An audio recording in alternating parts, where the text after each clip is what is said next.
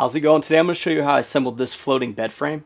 Now this floating bed frame is tremendous. It looks like it's not even touching the ground, and I'm going to show you step by step how this is assembled. Step 1, you're going to line up the K, the G, and the H pieces in a rectangle, and then you're going to make sure that the slots where the actual slats are going to go is face downwards. So you want that channel to be face downwards. You're going to flip it over once it's all assembled. For step 2, you're going to connect with pieces I in the middle. That's going to be your main support, and you're going to use the smaller bolts to connect those in place. For step 3, you're going to grab the end pieces. Now you need 3 of those end pieces, and you're going to place them where the double holes are along that center brace. Step 4, you're going to connect the end pieces to the J pieces. Now there are a total of 9 end pieces. You're going to connect 6 of them to the J pieces with the number 1 bolts. Step 5 is the first time you're going to use the nuts and the bolts together. You're going to connect them to those 3 end pieces, going with piece 1 to piece 4. That's going to be the bolt and the nut. And you do want to make sure to use this with an Allen wrench. It was much harder with the drill. The Allen wrench was a little bit easier. Step 6. Now this step was the longest step in the entire build. You have to take the paneling pieces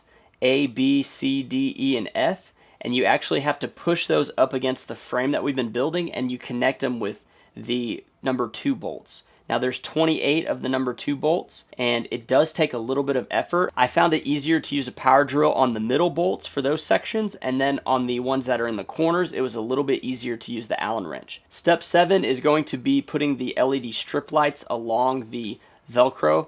So there is kind of like a horseshoe shape with the Velcro. Make sure whichever side you want the actual cord to be on to plug into the wall is on the side that's oriented towards your wall. For step 8, you're going to flip over the bed frame. Once you flip this over, you're going to insert the actual slats. Now they are half slats, meaning for one half of the bed you're going to put all the slats in a row, and then for the second half you're going to put those slats. A lot of time bed frames will have just one long slat. I found this to be a lot easier to handle, having a bunch of individual slats that were only half the size rather than full runs. Step 9, you're actually going to connect your LED strip lights to the power connector. So there's 2 connectors. There's a hub, and then there's an actual power connector that goes to the outlet. Step 10 is going to be applying these bolts to the bracket. These bolts go on the top and bottom part of the horizontal slits, and that's going to be just so you can add a headboard to this later. Step 11, you're going to actually mount that bracket to the back of the bed. There are 2 bolts on each side. That's going to be the number 3 bolts. Those are the short ones. You just want to go ahead and tighten those in. Lastly, you're going to have your assembled bed frame. There's a lot of different colors you can choose from. It's a very sleek look. I feel like it's tremendous. It is very sturdy. You can jump on this. It's not going to cause any problems. And you have the option to adding a headboard later on if you wish.